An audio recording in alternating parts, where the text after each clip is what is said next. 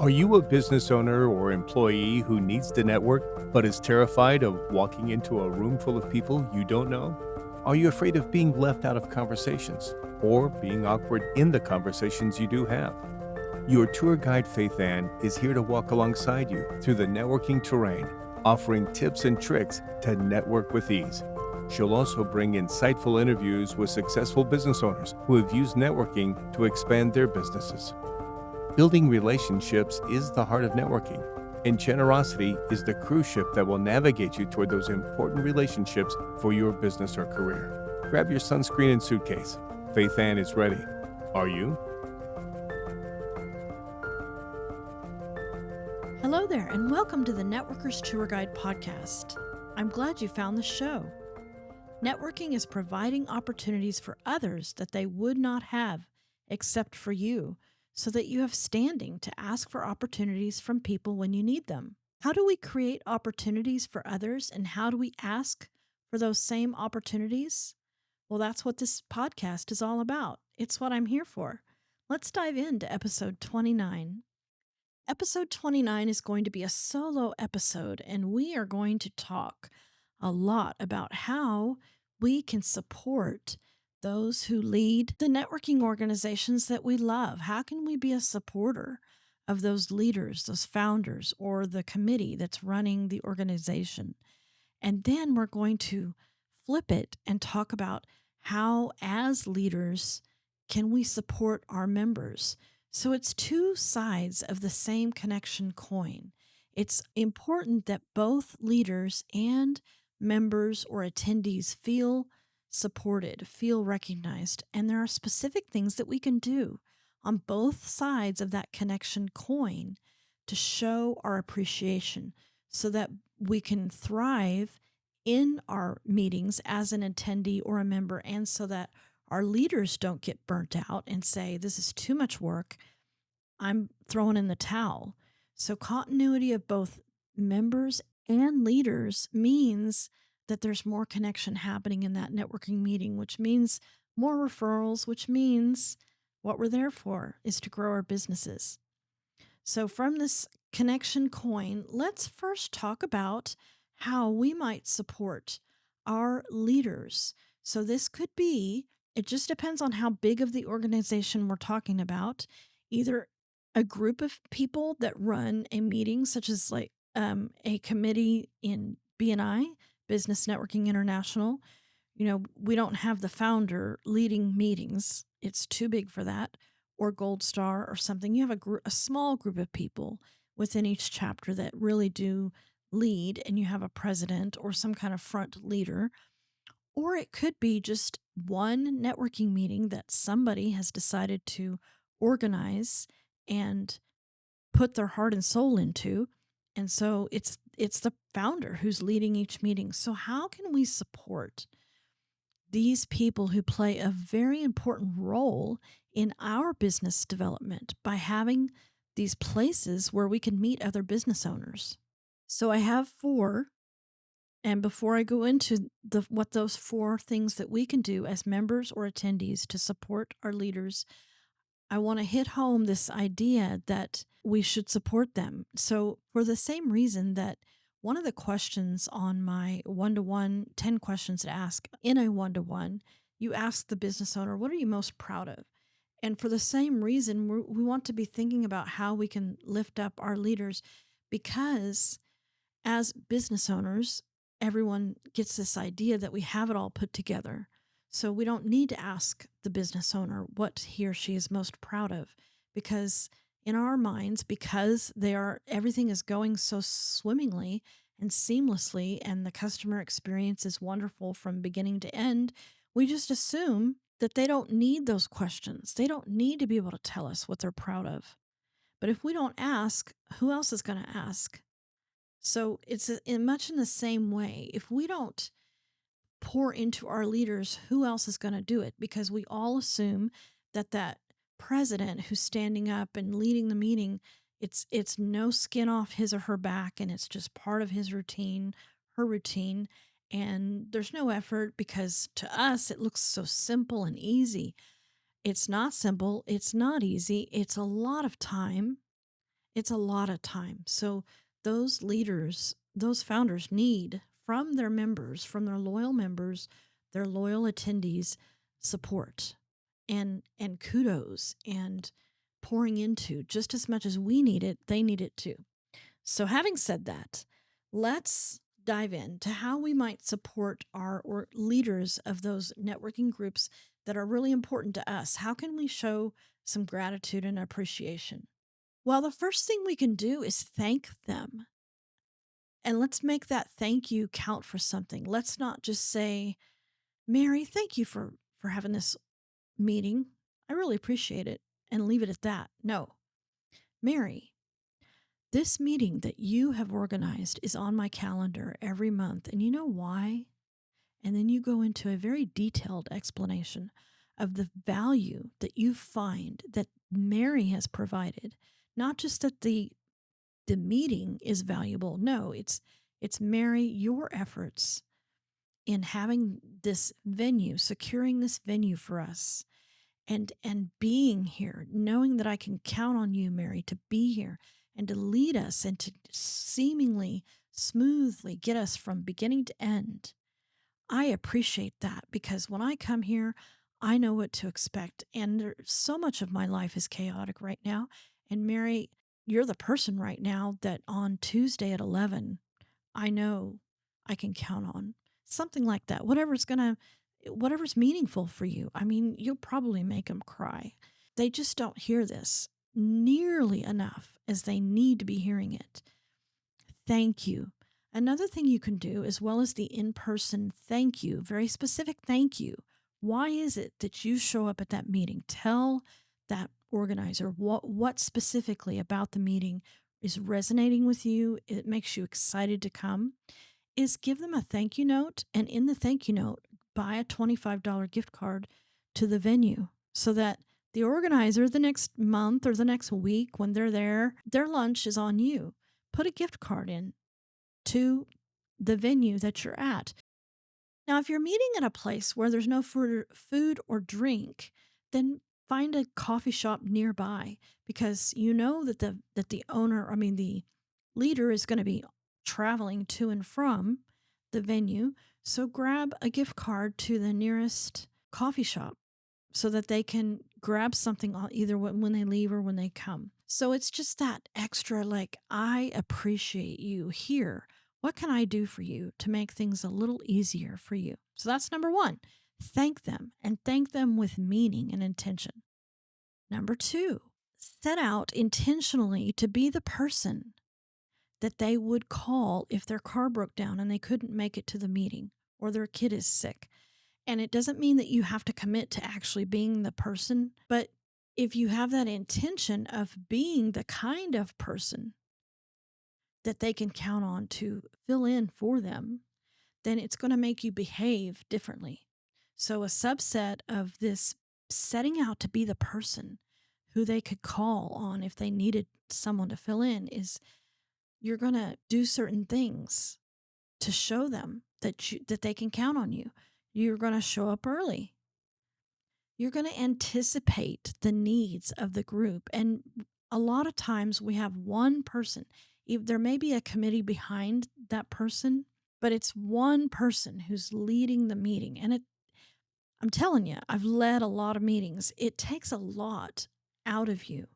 Even though in my case, I loved doing it, but still it does take a lot out of you.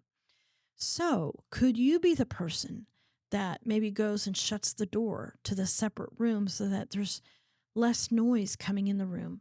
Could you be the person that goes and grabs something for them that they forgot in their car? Oh, no, I'll get it. Hey, no worries. Let me grab that for you.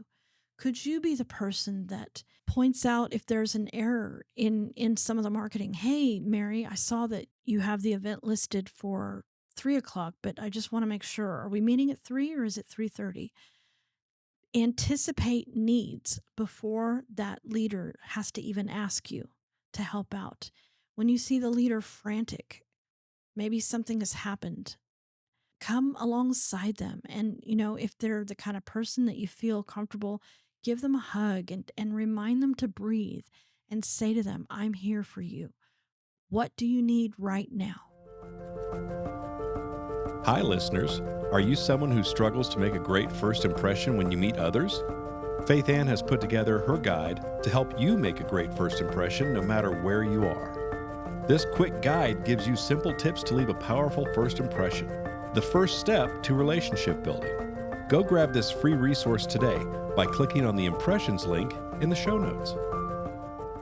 Bring guests with you. That's another thing you can do to show, like, here, you can count on me. So try and invite people. Now, a lot of organizations do have these built in visitor days or these drives, membership drives.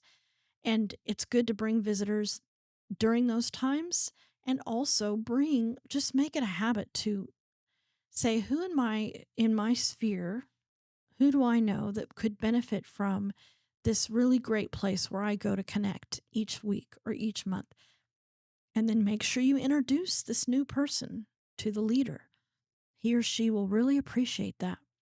So the subset of set out to be the person that they can count on is going to look like showing up early, anticipating the needs of the group, and bringing guests with you. Every leader's goal of a networking organization is for the group to grow. I maybe not every, but it's rare that that's not something that a leader would want. So they want to grow. So bringing people with you, it makes them happy.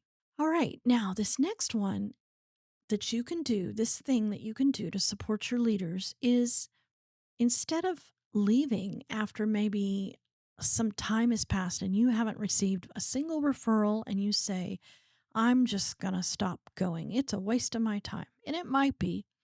Before you do that, ask for 30 minutes of that leader's time and say, Mary, I'm just going to be real vulnerable here in this moment. You have a great heart, and I've enjoyed being here at this meeting. I'm not getting the results that I was hoping for. Do you have any suggestions for me?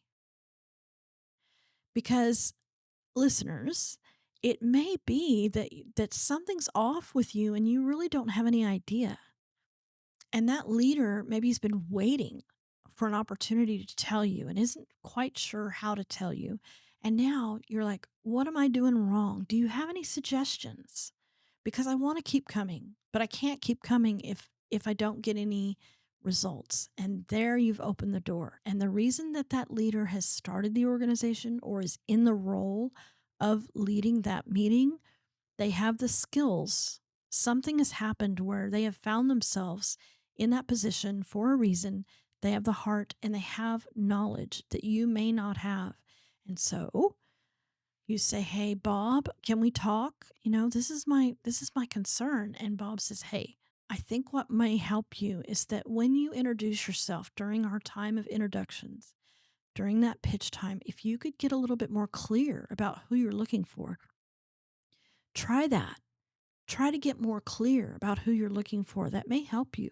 Or he may say something like, "Well, I'm glad you asked. I have noticed that sometimes you give off this vibe and it's not very friendly, even though I know you're real friendly and you're a great supporter. And I'm so glad that you found my group and I love you," or, whatever they're going to say.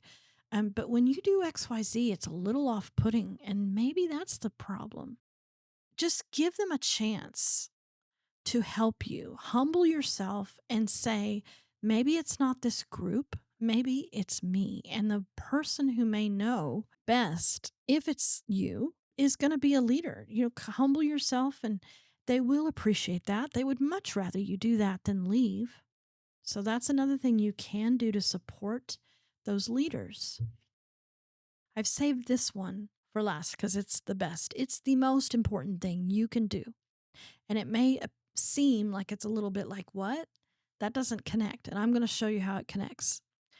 The most important thing you can do as a member to support the leader or leaders is make newcomers feel welcome. Make newcomers feel welcome. So instead of chit-chatting the entire time with your bestie that you're going to see tomorrow anyway, when you see that deer in headlights business owner walk into the room, do not think to yourself, well, that's not my job. I'm here as a member. I'm not the leader. No, no, no, no. You go to that new person and you say, hello, I'm so glad you're here. I'm Faithann. What is your name? Mary, I'm so glad you came. Let me introduce you to some of the other business owners. And then you start a conversation and you lead petrified Mary from the door to the middle of the action. And she's in the middle of the action and she doesn't even know how she got there because you skillfully led her from the door to the action, and her amygdala calms down. If you want to learn more about the amygdala and how its role that it plays as we network, you're going to want to go back to episode 27 with Danielle Bailey, and we talk in depth about this. You want newcomers to feel welcome. The thing you do not want is for newcomers to get the sense that this is just a glorified high school clique, because they will not come back. If that's the vibe, they will not come back. So in order to support your leaders, you want this culture of come in, and come and meet us. See what we're about. We have opportunities for you and you have opportunities for us. Let's dig in and find them.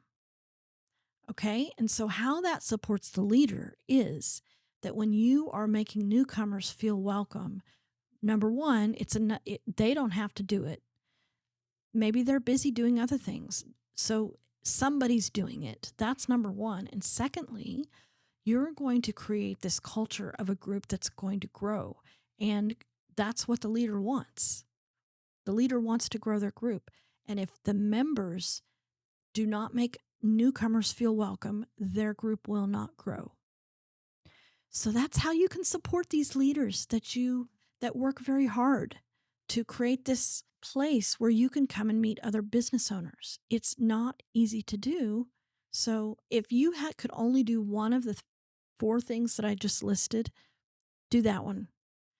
Tell yourself, I'm going to sit close to the door, or I'm going to stand close to the door. And as soon as people come in, I'm going to be the person that makes them feel welcome. And it's not just that I'm going to say hello and tell them how glad I am to see them and ask their name and ask their business and then say, well, thanks for coming. I'm glad you're here, and do an about face and walk the other way. Because what you've said is, I'm glad you're here. But what you've really said is, I'm just going to tell you I'm glad you're here, but I'm not really glad you're here. Because if I was really glad you're here, I would want to talk to you and I would want to know all about you. So we want to bring those newcomers in. And then maybe if there are other people you'd like to talk to, find another person to introduce that newcomer to. Then you can go and talk to your bestie, or that plumber that you've been meaning to talk to, or that prospect that you've been meaning to see if they have time for you on their calendar. Yes, do all of that, but make newcomers feel welcome. That's the number one thing you can do to support the leaders of the networking events that you love. Now, on the flip side, so as leaders, what can we do to support those members or regular attendees that come to our networking meetings faithfully? What can we do for them? The first thing that I would suggest is that we make sure that all of our marketing and all of our posting of our events have accurate times, accurate places, directions if needed. If there's paid parking, that needs to be plastered all over everything that you put on social media. How we can support our members is making what's going to happen very, very evident. So there's not a lot of change. There's not surprises. Newcomers, they don't like surprises. It's the amygdala's playground is surprises. What? I thought it was going to be at this place. What? It's at that place? Well, now I'm going to be late. Or I can't find a sign on this building. I don't even know if I'm in the right place. If the marketing or whatever you're doing to let people know where to be, when to be, how long it's going to be is vague. Fix that today. Okay, fix it today. Because again, scared and lost people are not going to want to come back to your event. Even if once they get there, they have a wonderful time, they may not want to come back. Okay, 'cause that's how powerful this first impression leaves on a newcomer. Okay, and alongside this idea of no surprises, end your meeting on time. End your meeting on time. So that newcomer or those regular members, they have committed to being at your event from such and such to such and such. And then they have other things they have to go do. Start on time and end on time. That is a great way to show that you are respecting your members. The second thing you can do as a leader is you can recognize publicly the contributions that your members are making to the group. Publicly recognize in the meeting. Make it a point to recognize. And that member who is the person who shows up early, who is the person who always anticipates your needs, who is the person who doesn't sit down until halfway through the meeting because that person has been greeting all the new people. Recognize those things. When you're seeing, and you should be watching your members, you should be looking at what's going on. You should be very in tune to the vibe of the room and circulating yourself. You need to circulate the room. But when you're seeing things that you like, recognize so that you can encourage them to do it more. So recognize the good things and you'll get more good things. Recognize those good, helpful actions from your members so that they'll keep doing them and they don't feel unappreciated. The other thing you can do, and this ties very well to, that member who's going to quit. And I say, ask the leader for feedback before you quit. Well, ask your members for feedback before you decide to make a change. This is happening right now in some of the organizations that I'm part of. And it's really nice to see all the feedback that the leaders are wanting before they make a change. So you're not a dictator. It may be your group. Yeah, it's your group, all right. But you don't go making changes willy-nilly because to suit you without asking your members. I'm thinking about changing the day. Well, that's a huge change. Changing a day, changing a location, changing a time is a huge change. So those kinds of things need to be thought about, and you need to seek your feedback for those kinds of changes. I remember a few years ago when I was president of my BNI chapter for the first time, I was telling the vice president, okay, I'm so excited.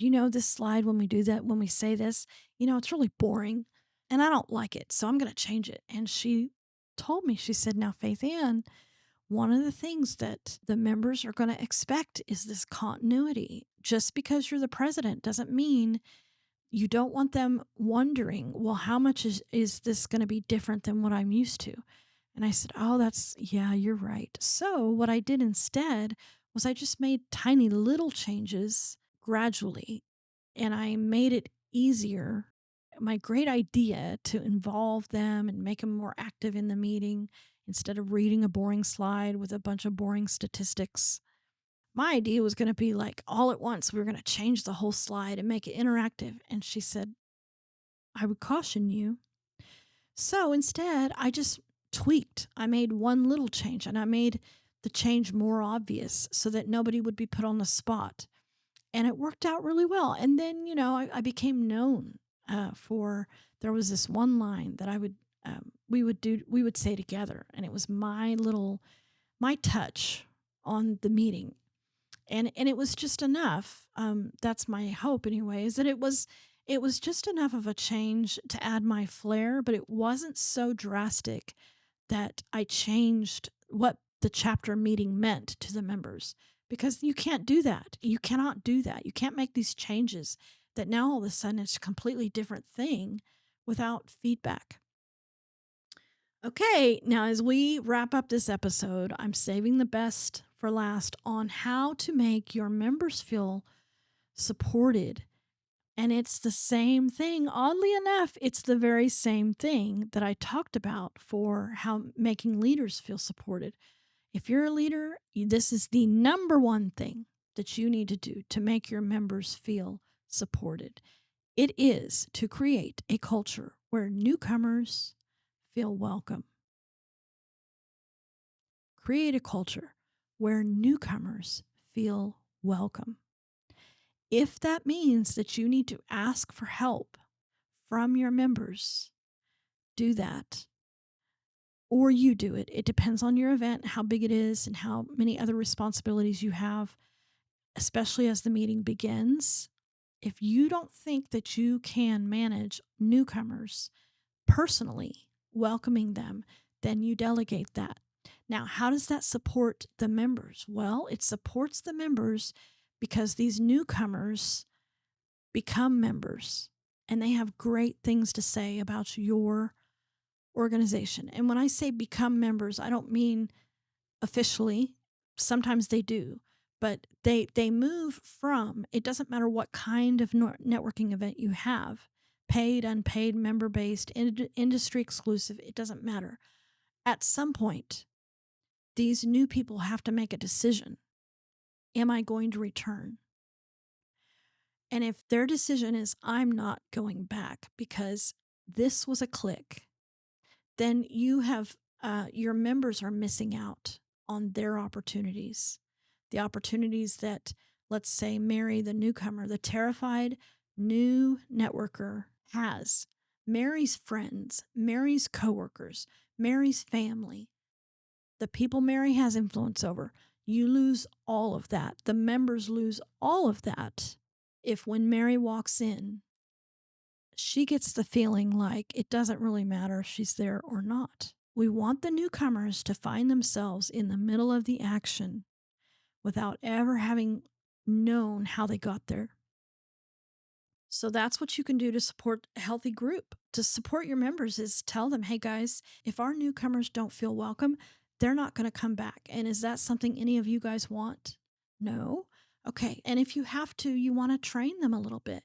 You want to say, guys, there's time for you all who know each other so well to talk and to have one-to-ones and to do your quote unquote networking and your talking and your sharing of good news and all that. There's time for that. But if nobody has their eye on the door, then that new person will not feel confident enough to walk into a middle of a conversation, especially if the body language is all closed out. The position that the people find themselves in is little mini circles instead of being open, instead of V's where you have one person on the middle and then a person on the left and a person on the right, outward facing the door instead of closed where you have three people all in facing each other. They aren't going to feel welcome. So as a leader, that's what you can do to support your members. Make newcomers feel welcome. And if you have to, you're going to want to delegate this. And who can you delegate these things to? Well, you delegate them to your tried and true people, your cheerleaders, your fans, the people who are there every week. Say, hey, Phyllis, I'm wondering if you might do me a favor before Thursday's meeting. Sure, Mary, what can I do for you? Well, Phyllis, if you could keep your eye on the door and if you could greet those new people, it would be so helpful for me. I try and greet everybody that comes in, but sometimes I can't do every single person. But if I could rely on you to do that, then that new person's going to feel welcome. And, their opportunities that they're carrying around with them can be realized because they'll probably want to come back. And that's what I want. And Phyllis, you're the perfect person for this. I thought of you right away. Would you be willing to do that for me this week? Sure. Be clear about a timeline. So if you are asking Phyllis to do it from now on, but you don't say, I want you to just be the person, then don't be surprised when the next week Phyllis or the next month Phyllis is chatting with her friend because she thought you meant for that 1 week and you meant in perpetuity. So you want to be specific. Are you asking, when you ask as a leader, when you ask any of your people to help you out, you want to always put a time. What is the scope of this request? Well, I'm asking you to do it for 1 week or for the next month. Would you be willing? Or, in BNI, we take these roles on for a whole year. And we all know that it's a year commitment. Whatever job you're doing, you're going to do it for a year. Okay. So just be real clear. And that's helpful. Like, people really want to know what to expect and they want to help you. But if you're vague, they can't help you as well as they could. So that's the way we can support each other in our networking endeavors. We can be intentional about recognition, about thanking those people who work very hard to make these events happen for us. And as leaders, we can be intentional and grateful for the time that our members or attendees are setting aside for us. So go network, my friend, and remember, show gratitude. Whether you're leading or you're following, show gratitude, because there's gratitude there for you to give. You've been listening to the Networkers Tour Guide podcast with Faithann Basor. Share this episode with a friend and be sure to come back next week for more networking tips and tricks from the Networkers Tour Guide.